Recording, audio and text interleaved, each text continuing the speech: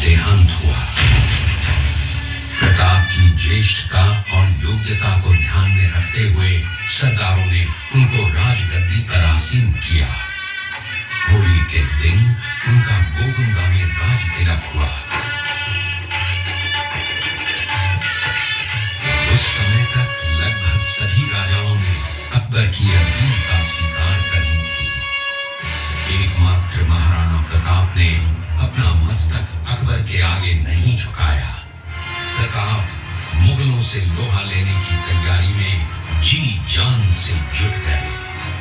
18 जून 1576 की सुबह हल्दी घाटी और खमनोर के मध्य एक मैदान में ऐतिहासिक युद्ध हुआ।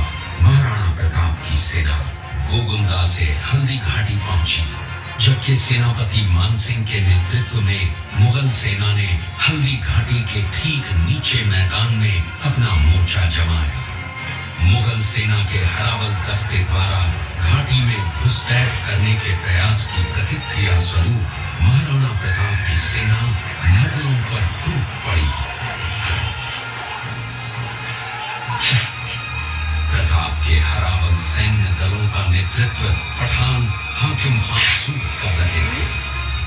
भीरू राणा, जो राणा पूंजा के नाम से भी जाने जाते हैं, उनके नेतृत्व में भील आदिवासियों ने गोरिल्ला पद्धति से युद्ध करते हुए मुगलों के छक्के उड़ा दिए।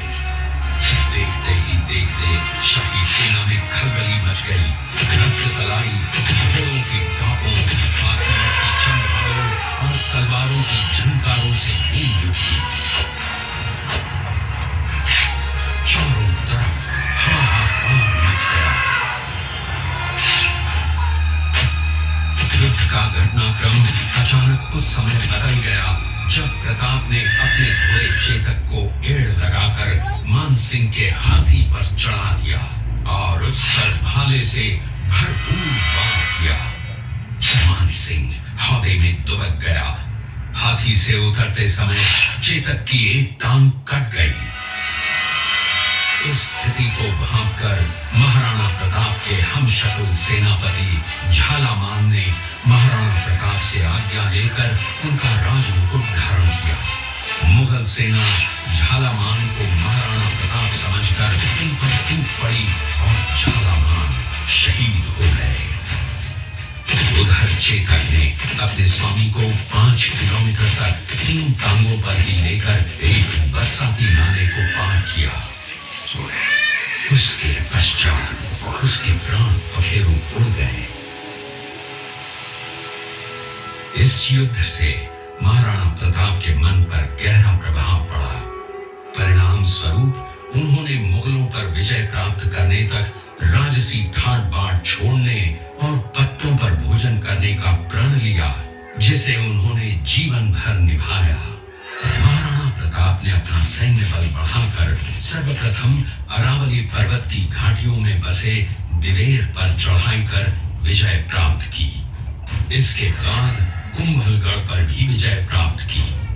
सिर्फ चित्तौड़गढ़ को छोड़कर सारे मेवाड़ को अपने अधीन कर लिया।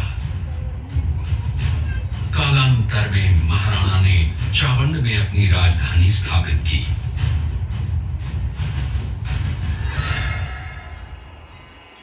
19 जनवरी 1597 को राणा प्रताप ने मात्र 57 वर्ष की आयु में इस संसार से प्रयाण किया।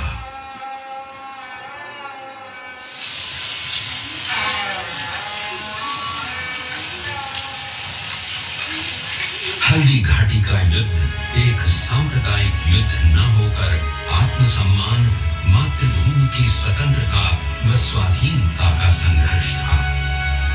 इसका प्रमाण ये है कि जहां